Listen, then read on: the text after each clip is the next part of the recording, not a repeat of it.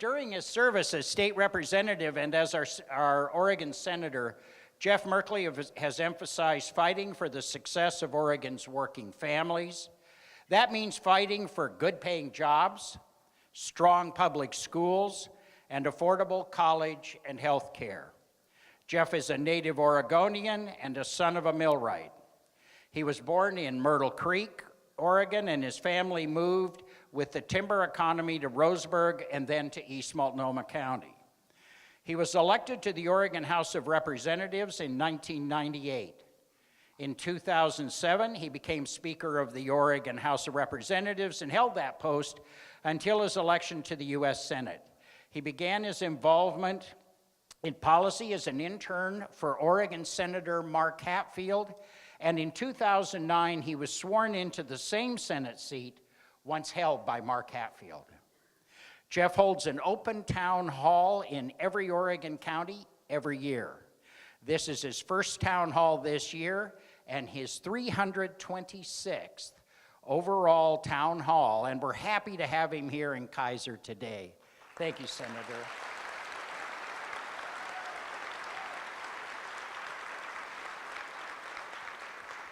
Today we also have Congressman Kurt Schrader, who is currently serving his 5th term in the United States House of Representatives. Congressman Schrader currently serves on the House Energy and Commerce Committee and sits on both the Energy and Health subcommittees. Prior to joining the House Committee on Energy and Commerce, Congressman Schrader served on the House Committee on Agriculture, where he successfully passed, let me underline that, a 5-year farm bill. That's a pretty amazing accomplishment. Before being elected to Congressman Kurt Schrader, a farmer and veterinarian, served in both chambers of the Oregon legislature, representing his home district in Canby. Please welcome Oregon's U.S. Senator Jeff Merkley and Congressman Kurt Schrader.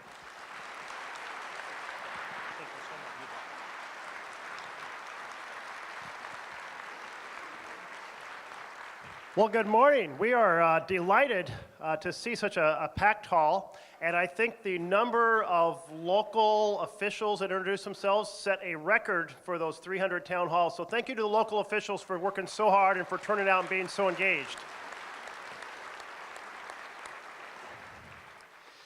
At the beginning of each town hall, I like to present a flag to a community group that is doing good work, shine a spotlight on that. And today we get to do this together, Congressman Schrader and myself.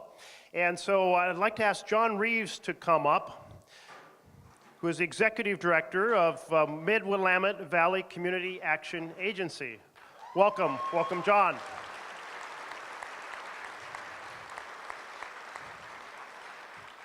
The mission of the Community Action Agency, which has been in existence since 1967, so we're not talking about you're starting your second 50 years of service to the community.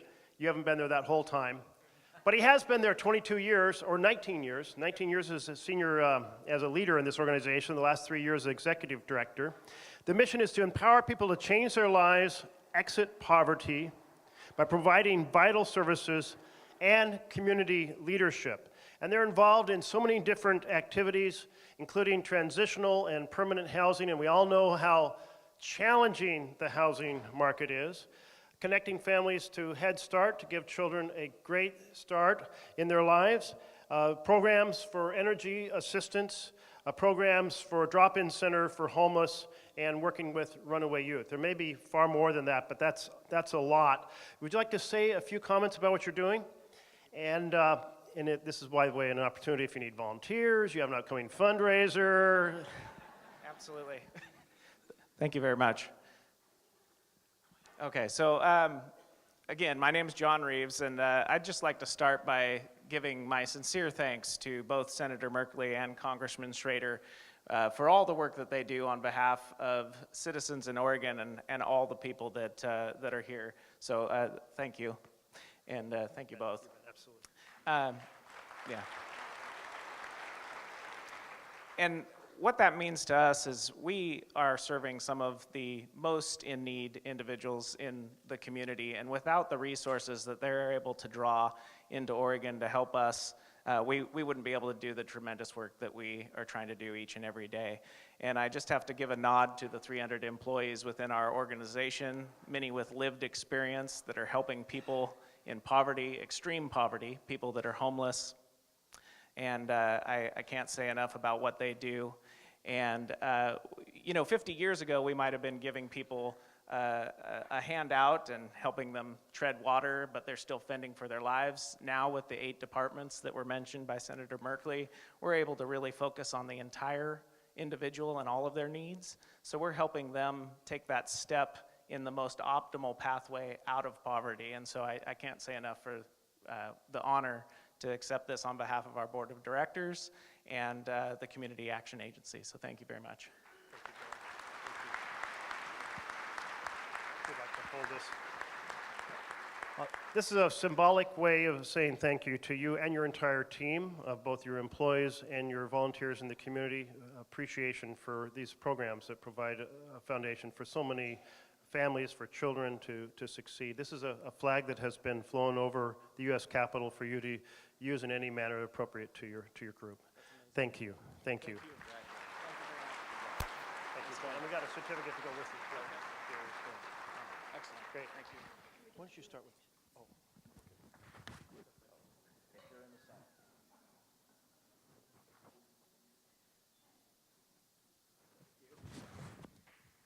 Why don't you start with open comments, and I'll add a couple more to the questions. Okay. All right, we'll get going here. I'll just say a few brief things, because mostly I think Jeff and I want to hear from you, your questions, your concerns. That's how we do our job for you in Washington, D.C. It's been a difficult year in the United States Congress. I don't need to say a whole lot more maybe beyond that. But I will say this, despite the apparent divisiveness that's out there, and sometimes we in Congress don't show ourselves to best advantage, we actually get along with one another. I'd like to remind audiences that while we're very passionate about our positions and representing our communities and our states, that we don't, for the most part, take it personally. It appears on TV like we hate each other and we're always against one another and can't stand one another. That's actually not true. I have a lot of friends on the other side of the aisle that I disagree with on a regular basis. One of my best friends is a veterinarian, another veterinarian from Florida, Ted Yoho. And while he's great on veterinary and animal welfare issues, I disagree with him on like 95% of all the other philosophical issues out there.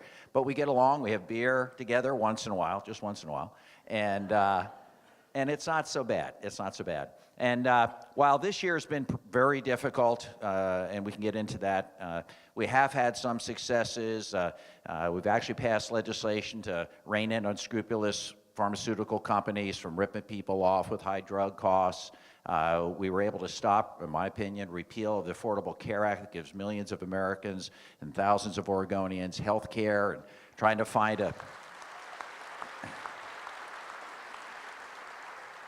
trying to shore up the individual marketplace with bipartisan legislation. Veterans legislation, veterans have once again been a nice area where we all tend to agree, making sure that agency freezes didn't apply to them, make sure the caregiver programs in our great state of Oregon weren't upturned, and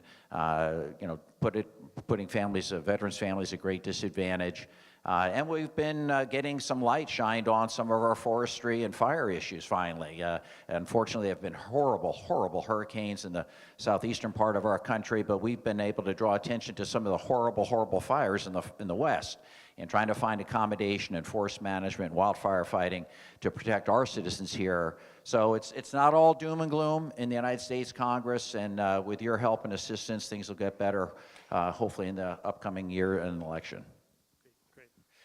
And I want to mention some of the to-do list here at the beginning of the year. Children's Health Insurance Program, or CHIP, has not been reauthorized. We're now well over 100 days. I do want to thank Governor Brown for making sure that the state funds have stepped in so that the children of Oregon are going to keep getting health care until Congress acts.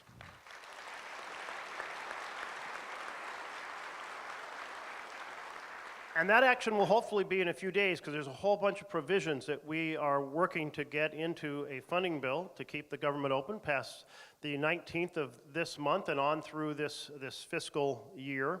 Another piece of that are our community health clinics. We have 30 of them that have been added in the last 8 years here in Oregon. They're the friendly front door in rural areas and urban areas, very, very cost effective in our healthcare system, and we want to make sure that those community health clinics keep operating and that those are authorized. We want to make sure the DREAM Act gets done. For those who have grown up here,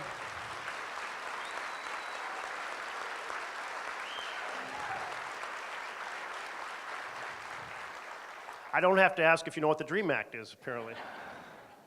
We want to make sure that that is done. And then there is a big push on sequestration, which are the budget caps on the military side and the health, education, transportation, and infrastructure side. And if one side gets lifted, we want the other side to get lifted. So hopefully we can do more on housing and more on education and more on healthcare and more on infrastructure. So all that's... There's some recent issues you may have heard something about, maybe something involving someone named Jeff Sessions and cannabis.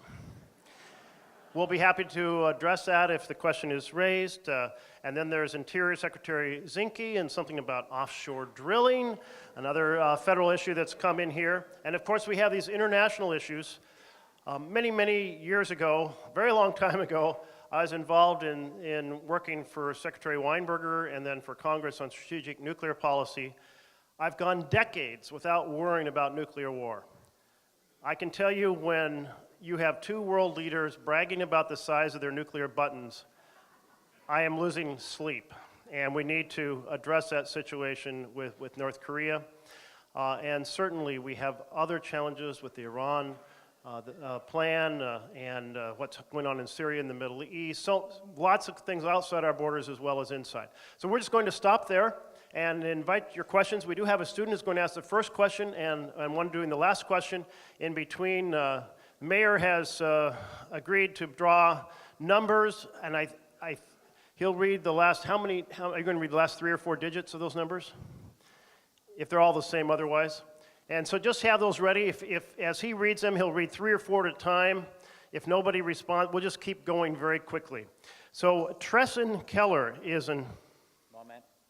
We have a problem with a vehicle that's parked that needs to be moved, otherwise they're preparing to tow it. I can't read that. Oh, I can. Although my children keep telling me I do need glasses. 674CYN. 674CYN, and the type of car is a Subaru, a silver Subaru. I guess in a fire lane or something? Okay, we want to make, another announcement. Okay, we have 4 cars that need to be moved. In addition to the Subaru, we have a Hyundai 124 DQE. We have a Chrysler 974 GNB, and we have a Prius 16090. If folks could move those cars, that would be great. Thanks. Tresson Keller is here. I believe she's an 8th grader. Tresson, are you standing nearby? Great. You've got a microphone, and she's going to start with our first question or comment. Good morning, Senator Merkley. Thank you for being at Claggett Creek Middle School. My name is Tresson Keller, and I am in the AVID program here at Claggett Creek. AVID is a program that prepares students for college and career. In just a few years, I will be applying for college. Given the high cost of college education, how should college debt affect how my classmates and me dream about our future?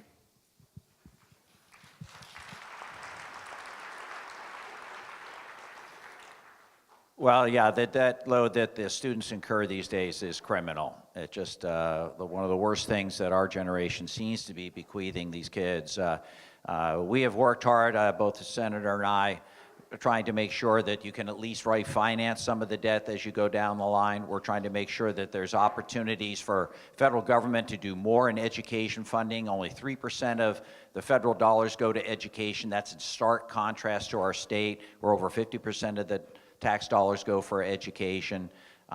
Loan forgiveness should be critical, and there's also a lot of programs that we sponsor trying to make sure that if you step up and after school and teach or work in an area that's distressed, in need of some expertise, that your loan can also be forgiven. So we're trying to work very hard to make sure that your college is a heck of a lot more affordable than it is right now. And I'll just add to that, that specifically we need to do a lot more to fund Pell Grants to keep pace with the rising cost of tuition. What our students do need to finance, they should be able to borrow at the same low interest rate that the big banks get when they borrow from the federal government.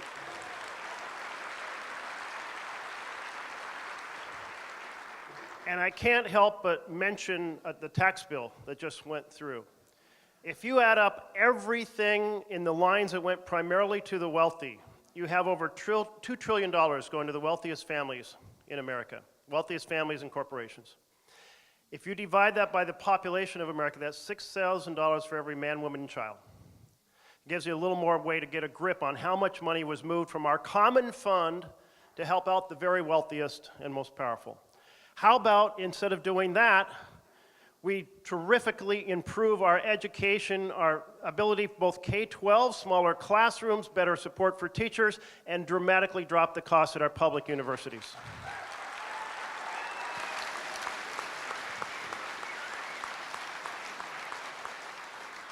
And by the way, with that kind of money, you'd have a lot of money left for health care and for infrastructure, putting people to work, jobs, education, and health care. And Mayor. Okay. Now, I'm going to read three different numbers, so be prepared. 041 will be the first question. 041. Just stand up, raise your hand. Over yonder, we'll get a microphone to you. Then 133. 133. 133.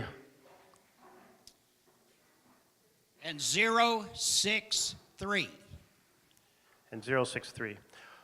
Maybe you could start with your name and what part of the county you come from. Did we? Yes. Okay, we're getting a microphone to you. Along the Pacific Ocean. What kind of chance do you think that's going to happen with? The question was about the oil drilling off the coast. What kind of chance is going to happen? None, because we're going to protest so hard about that happening.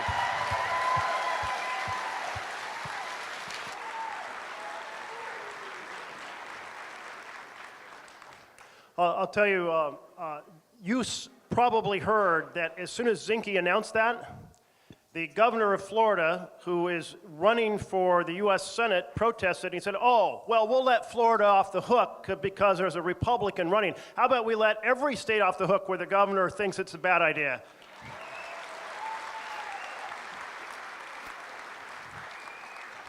No, I agree, and the delegation, well, most of the delegation has been united every time they propose offshore drilling off the western coast. It's a no-go for us. Okay, who do we have next? 133. Anybody waving their hand around on those other two numbers? Right in the back with a cup of hot coffee. 1 sec, that's okay. We're happy to go out of order. And then Chuck, why don't you read a couple more numbers? We'll get people set. Okay. Hello, I'm Rich Walsh. I'm from Kaiser, Oregon. And my question is for Senator Merkley. First, I wanted to congratulate you on taking the bold step to join with Bernie Sanders regarding the Medicare for All program.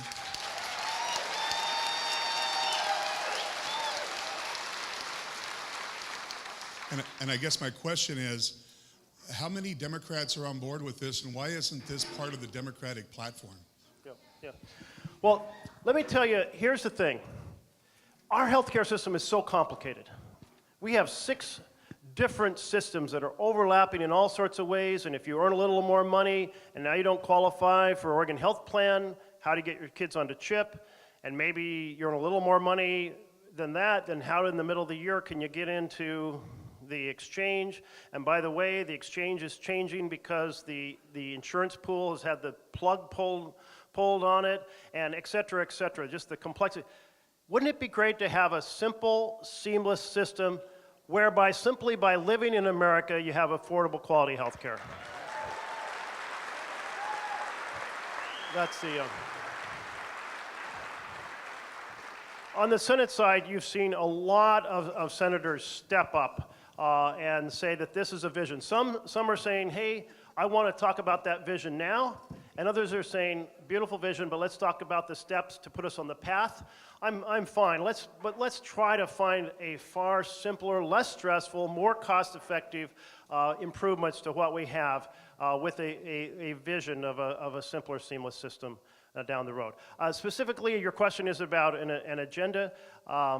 It's a big, complicated world with people elected from all over this nation. I think it's important, though, to see how much shift has occurred. I know in my town halls, even in very red parts of our state, last year when I asked people if they would support that kind of transition, there was a tremendous number of people who stood up, and I'd say, well, how many of you would have raised your hand 10 years ago? And virtually none. In other words, the conversation is going towards that direction, and we just have to keep pushing it. I'll put it that way. Thanks. Do you want to add anything to that? I think that we need to do that. The goal is to make sure everyone has affordable health care. I'd agree with Jeff. The conversation has shifted dramatically over the last 10 or 15 years. Aspirationally, I think that the Medicare for everybody, or actually health care for everybody, is what you really want. For all is where we need to be going. We're having a tough time, as you know, in some states. I forget, it's like 17 or 19 different states did not expand the Medicaid population, at great detriment to a lot of their fellow citizens. This is an educational process, and both Jeff and I have spent a lot of time trying to make sure that what we have now, the exchange, the Affordable Care Act, actually works. Keep those deductibles, keep the premiums down to where it's affordable to families. Build a case that this can work, that we can make affordable health care an option for every single American, and then we can move on from there, hopefully. Okay. 133, did anyone ever identify that as? Over here. 133. And let me do two others just for real quickly. 145 and 804. Be on deck. 804, 145. Okay, 133. My name is Karen Bennett. I live in Silverton. First of all, thank you for all your hard work. This has been a very difficult time, and you've stood up, especially Senator, many times, but Kurt Schrader.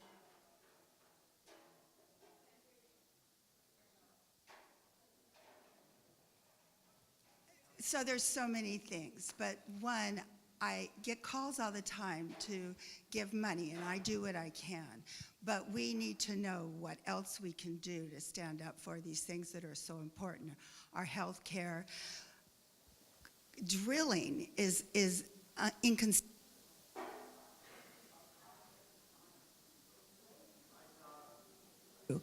I also want to know, how are we going to, and are we going to be able to impeach this president? There's a...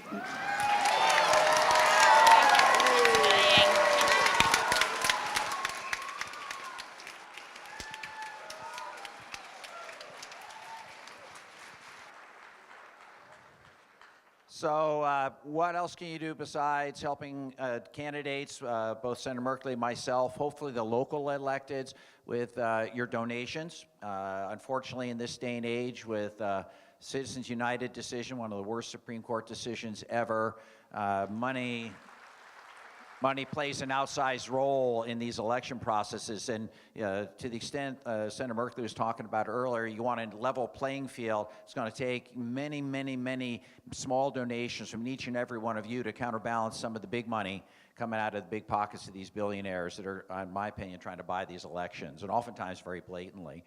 You should also show up at places like this. This helps. Gives Senator Merkley and I a good indication of where our community is on given issues.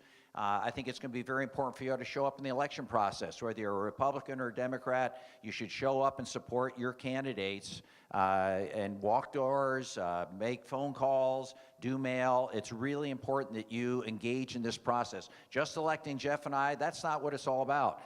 Democracy is a participatory sport. And if you don't show up, someone else is gonna. And you're gonna have maybe outcomes you don't particularly like, maybe in this last election. So it's important for you to show up and be representative.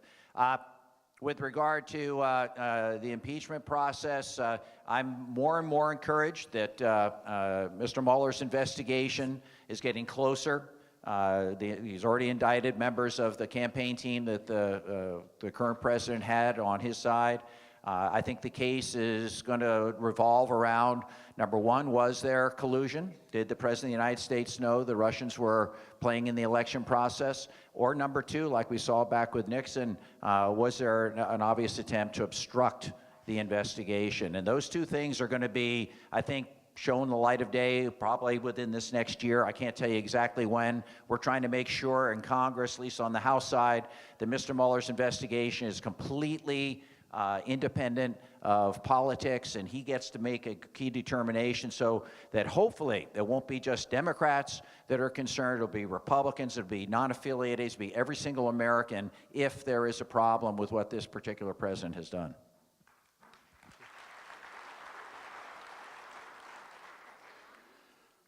You know, when we said the Pledge of Allegiance, we had that phrase, under God, indivisible. That phrase, indivisible, that is the opposite of the way our president is behaving. He is dividing this country one group against another. It's a comment about veterans. It's attacking the disabled. It's about women. It's about immigrants from Mexico, about Muslim Americans, about Haitian Americans, African Americans. It's completely, let's keep honoring that vision in our Pledge of Allegiance of being indivisible and standing together to make this country work for every single American.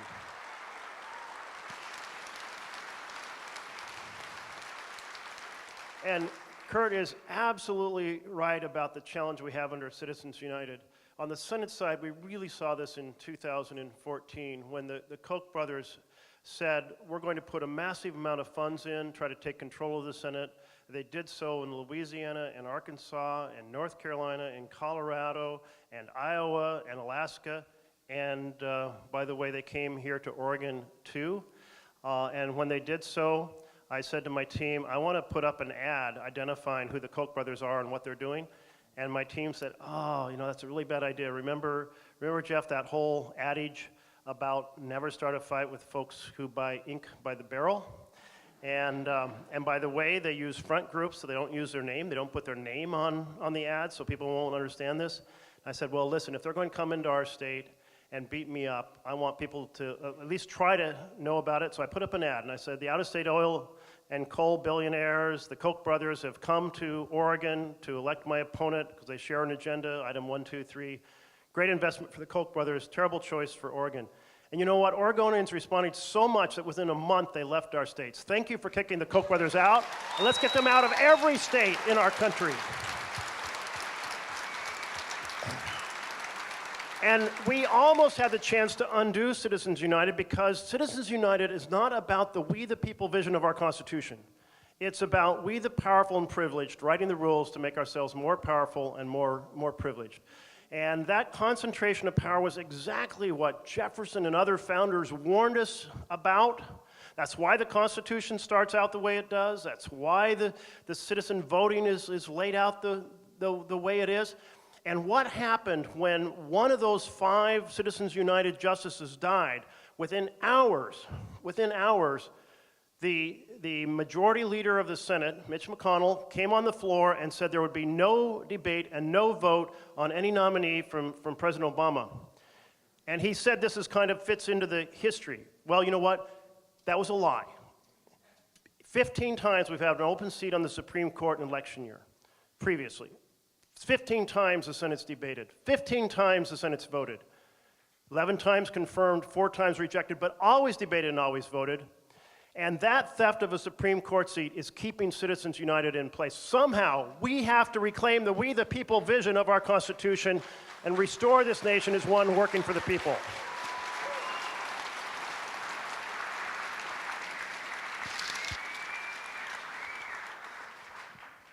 $804 or 145. We'll add to that 963. My name's Ted Campbell. I'm from West Salem. I'm here, it's probably not important to a lot of them, but the toll booths that they're talking about putting on I-5, 205, if they quit spending the federal highway money on bike lanes and Forest Park running tracks, they'd have the money. And Representative Schrader, it's going to affect one of your biggest employers in your area, the Woodburn outlet malls. People aren't going to pay $5 a car to come down there to buy stuff anymore. So you need to tell the Federal Highway Commission not to allow them to put the booths on there. It's going to save a lot of time. People are already getting ready to go to court over it, and it'll save a lot of time and money for the people. Thank you. Well, the highway budget is multimodal. You know, we include lots of different opportunities. Bicycling in the urban areas is actually a pretty good deal, and actually keeps people off the road, gets to that congestion issue you talked about. So, but there has to be a balance. I agree with you on that. The tolling thing, I think what I've heard is it's going to be there's been a commission or a group of people put together to look at that to see if that even has legs. I'd urge you and others that have opinions on whether or not that's a viable route to go for I-5 or 205. I think I'll speak for myself. I'm going to go where the citizens of this state want me to go on those issues. I think that you will speak, and we will hopefully make sure your voice is heard with regard to whether or not that has a place on these federal highways. Great, thank you. And I don't have a lot to add to that, so for interest of time, we'll keep moving. Yes. Hi, my name is Judith Mansfield. I live here in Kaiser and teach for Chemeketa, our local college.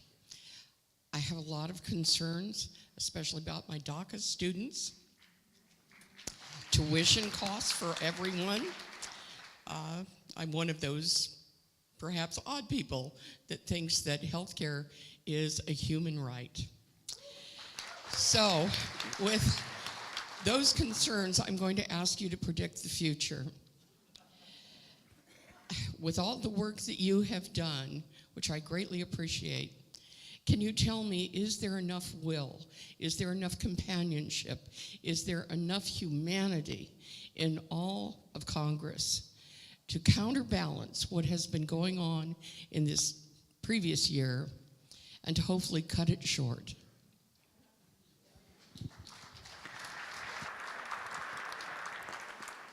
Judith, thank you for being dedicated to the education of our children. And maybe we could have all our teachers wave their hands that happen to be here. Thank you to our teachers.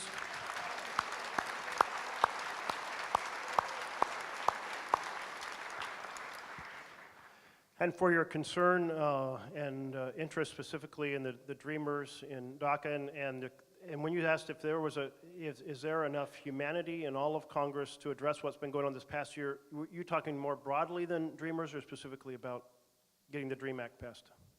Everything, she says. I sure hope so. I hope the citizens of this country just convey to their members of the House and the members of the Senate how unacceptable the division and hate-mongering has been, and how much, life's short. Let's take our energy and put it into making things work better rather than tearing each other down.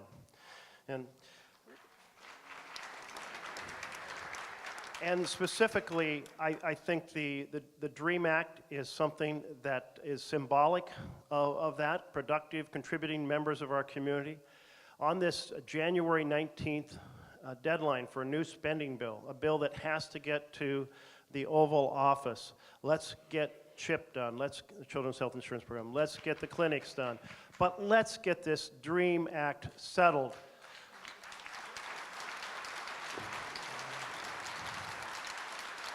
A lot of my Republican colleagues said, you know, we need for the affluent and for the really big companies to have stability so they aren't stressed out about changes in the tax code, so we got to extend.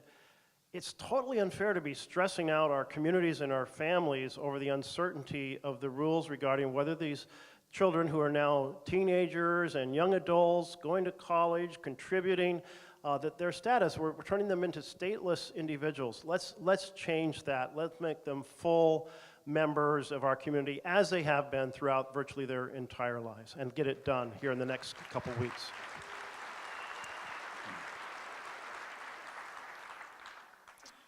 If you were to put a clean DACA bill on the floor of the House of Representatives today, it would pass overwhelmingly. Why is that not happening? That's because of horrible leadership. I will, in my veterinary career, frankly, even in my family life, you know, good leadership, good stewardship is what leaders are all supposed to do. You know, you bring people together, you solve problems. And I will point to you that there's a lot of compassion in this Congress. Many of these people came from the last Congress that frankly made sure that seniors can get health care, solving a long-term problem, making sure physicians and hospitals get paid decent but not too much to take care of seniors. That was a big issue that many Congresses couldn't deal with. We took care of that last Congress. Big issue on toxics in our environment, an issue that's come up in Oregon a bunch. We helped bipartisanly write a bill with leadership approval to make sure that the standards are there so industry would know what they are, and people, if they were feeling harmed, could also push back and sue on those bases. We actually passed a bipartisan bill to rewrite No Child Left Behind. You know, it was almost a unanimous vote in both the House and the Senate to make sure that the parents and teachers, school districts, and states had the ability to write their own plan. It wasn't coming from Washington, D.C. We did a lot of bipartisan, compassionate things to make sure that our kids and our families are represented in Washington, D.C. But the reason it's not happening right now is because of bad leadership. No leadership, quite frankly. And that's what needs to change. And hopefully this coming election cycle, we'll see some changes. Okay, I'm going to, got it? Okay. 137 and 931 will be the next two after this question. Good morning, and thanks to both of you for coming and being willing to listen to the concerns here. One of the big things that we have going on locally, see my nice green t-shirt, can hook you up with those if you need them. So I'm with a group called Salem Bridge Solutions, and we've got a really serious problem here transportation-wise. We've got 3 state highways that all go down into the middle of Salem and then get across one river crossing, so the whole east-west traffic goes through that one point, and it just is, it's really a true problem at this point. It's a safety concern. ODOT just came out with the evaluation of our bridges. One of those is rated a 17.9 on a scale of 100. So really, it can't even be retrofitted. It's in terrible shape. So we need this other bridge that's already planned. It's called the Salem River Crossing. And as we're talking about, you know, right now, we've got idling traffic that sits here every single day, hours, and just pollutes like crazy. We need to solve that. And the Salem River Crossing will need federal funding. So as we're talking about, you know, here we may have $1 trillion infrastructure package. Will you guys be able to do some help with that? And what would you do to help fund this kind of a bridge for us? Sure. Very good question. This topic is very controversial in this community, as we all know. been going back and forth for a lot of years, but it's undeniable the traffic congestion is horrible. To try and get east-west between Salem and West Salem is almost impossible these days. Some accommodation has to be had. I think what I'm looking for, and I would assume the senator is too, is direction from the community, solid direction from the community, proposal that works its way up through the state transportation planning process we have here in the state of Oregon to where it can be a priority. And then I would do like I did in the last transportation we bill passed, again, bipartisanly in the last Congress, and hopefully make it a project of national significance. We did that with 205. That gives us access to some of the funding and grant streams that you wouldn't normally have, and we could easily do that. But it will require the community to come together and give us clear direction. We'll support it. And this does touch on the question of a federal infrastructure bill. Back in March, I asked Secretary Chow when we were going to see a proposal, and she said we'd see an outline in the summer. That was last summer. She said we'd see a detailed proposal in the fall, September, October. That's a ways back now.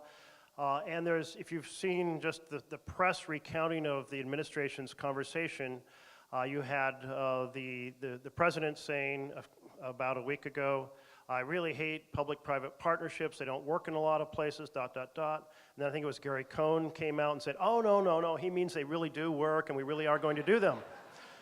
And so we really, in a full year in administration, we don't have a proposal. And the type of funding that was available to invest just got sent to the richest Americans, several $1 trillion. And so that, every time we wrestle with a piece of health, education, transportation, we have to think about how do we change what just happened. I called it the biggest bank heist in U.S. history because it really affects what we're able to do on all of this. And I'll tell you, I really am concerned about using incentives for public-private partnerships when they mean that you're going to have a middleman earning a 20% return when we could have borrowed the money at 2% to do the project, because it means we, the people, are going to have to pay back 10 times more for the project than we would have otherwise. So stay tuned. I mean, everyone on both sides of the aisle likes to talk about our roads, our bridges, certainly our rural broadband, our electrical system, our jetties, our docks, our dredging. So a lot to be done, a lot should be done, but the details are going to matter, and it's a debate we're theoretically going to have this coming year. So stay tuned. Thanks. How are we doing? 2 more questions, and then the student's question. Remember, 137, you've been called, there you are, and... Right over here, do we have a microphone? And okay. 931.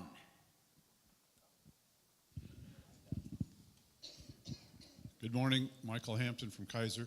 Thank you, Congressman, for mentioning toxics. My question is about Pruitt's destruction of environmental rules in EPA and other tearing down of environmental regulations, and I wonder if either of you could talk to Congress's oversight role in trying to maintain the laws and regulations we have that have protected our air and water. What can be done? Thank you. Yeah. That toxics bill was about the toxics that are embedded in our everyday products. It's incredible that since 1991, there's been no federal regulation of the poisons that might be in everyday vinyl, everyday pots and pans, you name it, carpets, upholstery. We had a big debate in the Oregon legislature over just one flame retardant that was being put into our carpets. That our babies are crawling on, their nose is 1 inch away, and they're inhaling, right after birth, they're inhaling large amounts of a cancer-causing toxin that actually doesn't improve the flame response of the carpet at all. That has to change, and that's what that bill was all about. And was so excited about that. And then the administration proposed Michael Dorson to run that division. Michael Dorson has spent his entire career saying when the scientists say this much is dangerous, Michael Dorson's team says, no, no, no, we can have 10 times that, 20 times that, 100 times that, don't worry about that chemical. And there was such a response by the people of the United States that the administration actually pulled Michael Dorson's nomination off the Senate. And so thank you for responding to that. We just really hope, Scott Pruitt is a big challenge. He's undoing so much from the inside, but we're hoping that taking each battle we can put our hands on, and that was an example of one. We hope that the next nominee is someone who actually believes in getting dangerous chemicals out of our everyday products. Makes a lot of sense to me. Elections have consequences. Elections have consequences, and you get the government you vote in. At the end of the day, there'll be other elections coming up, and I think each and every one of us, as I'd mentioned earlier, needs to step up and be vocal and be present and active if we don't like the direction certain legislators, certain administrations are going at any one given time. The other thing I would say is when the last Congress, or early last year, it's now 2018, last year, we saw a bunch of CRAs from my Republican colleagues with regard to some of the rules promulgated by the Obama administration. I would suspect you're going to see the same thing this year from Democrats with rules that are promulgated by this administration. That might be an avenue by which we can make sure our environment's still safe and that there's good, solid regulation that gives assurance to the industry and also make sure that we're environmentally protected at the end of the day. So that might be coming down the pike. I'll just add on that CRA's, Congressional Review Act, that is something that is used to put an issue on the floor of the Senate. It only takes 10 hours to debate. The majority can give up their 5 hours, so they can put it on the floor of the Senate. 5 hours later can undo an important piece of environmental regulation or undo other things. A lot of those happened, you barely heard about them because it was squeezed into a press cycle so short, and it was done that way often on a Friday, so that the American people didn't see that happen. But there's a whole series of egregious CRAs. Well, very soon, as soon as it's in the Federal Register and we got the green light to do so, we're going to put the administration's destruction of net neutrality on the floor of the Senate, and I think we're going to undo that.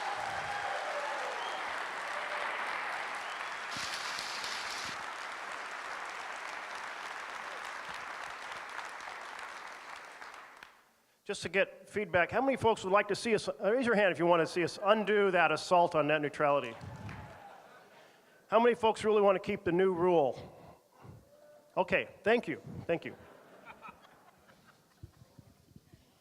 Yes, Senator Merkley, Representative Schrader.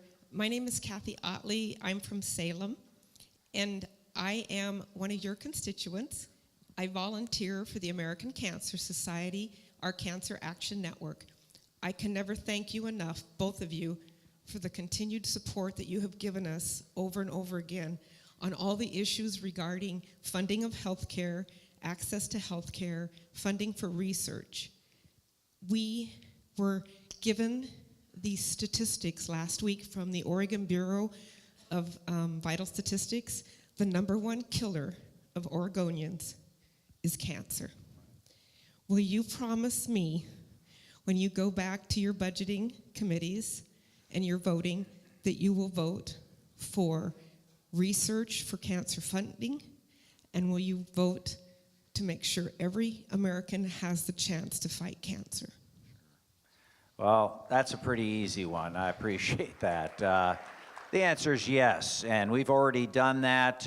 One of the, again, bipartisan pieces of legislation you didn't hear about, because the news media doesn't cover any time we get together and do good things, was last Congress with a bill that actually improved NIH funding, put billions of dollars back above the basic funding levels so we could do that exact type of research.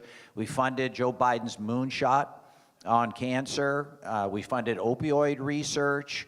We did a lot of good things in this 21st century cures. Also, incidentally, getting life-saving medications and devices to very vulnerable populations, seniors and newborns that can't wait maybe for some of the drawn-out process we currently have. So, yes, I think it's easy for, I would assume, both of us to make sure we go back and make sure that's in the budget at the end of the day. Yes.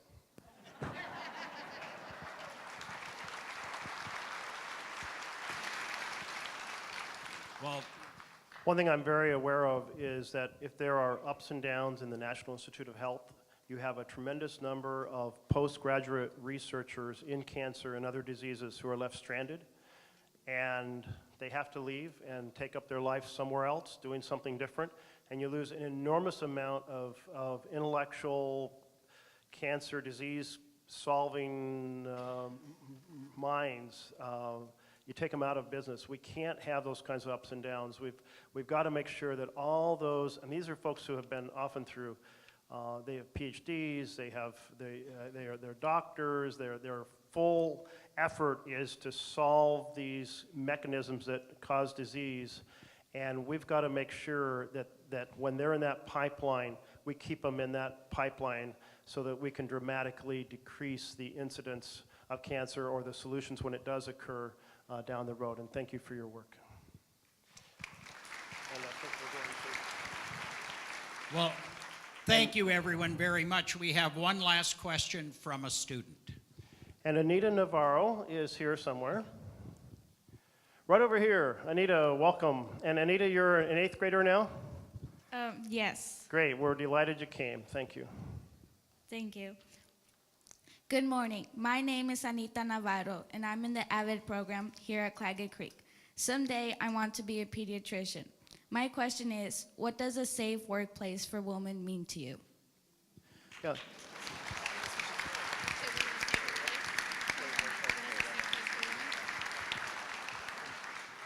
And Anita, what was that program that you're in right now? AVID. AVID, and you want to tell us a little bit about that program, what it does? Sure. AVID is a program that prepares students for college and career. Thank you. And this is, I believe, one of what were referred to as the TRIO programs to help students prepare for college. It used to be called the TRIO program because there were 3 components. It now has 8 components. So, but it's retained the name. And this is near and dear to my heart because I was the first in my family to go to college. And I know what a cultural leap it was when I left high school and went to college. And in these programs that really help students understand what higher education is all about, the opportunities involved, what kind of preparation is necessary, visiting campuses so you can see them. And so I really want to say just encouragement for all those students whose families do not have folks who have gone to college to look up and participate in one of these TRIO programs. And then the specific thing you asked was about what is a woman-friendly workplace? A safe workplace. For women. Okay, I got the picture. Thank you. Well, I'll tell you, it's a workplace that doesn't involve leadership by a whole number of individuals that we have heard about in the last few months, or people who practice any sort of sexual harassment in the workplace. Women and men deserve a harassment-free workplace where your participation, your advocacy, your promotion, your salary is totally dependent on your contributions and your professional work. And that is a message that we're hearing a lot through the Me Too movement, and we need to keep sending and making every workplace free of sexual harassment in America.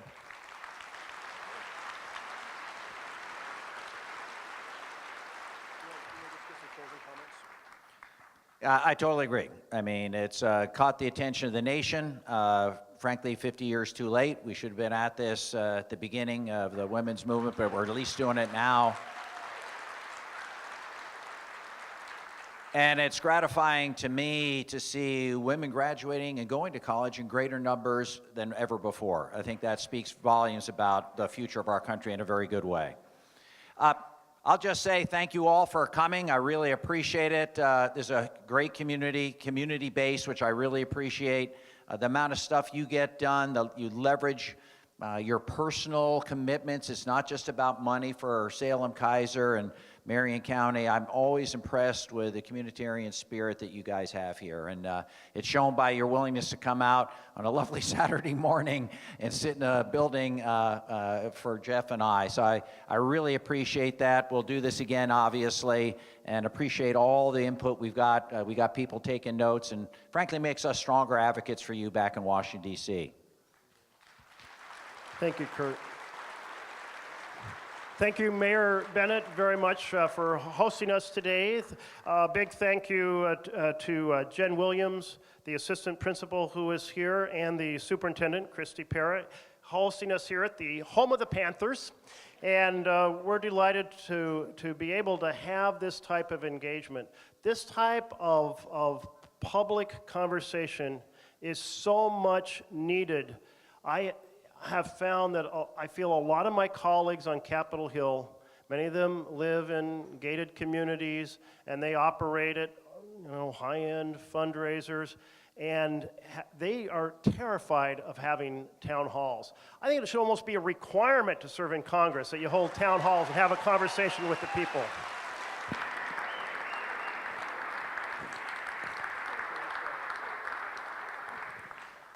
And in closing, we have a state representative who has joined us, and I want to make sure she gets recognized. Teresa Alonso Leon is here. Thank you very much for your service in the state legislature.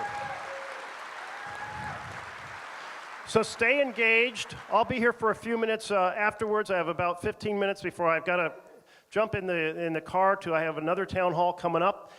Thank you for your engagement, because this is the type of citizen advocacy, grassroots engagement that is going to help put us back on track to a We the People nation.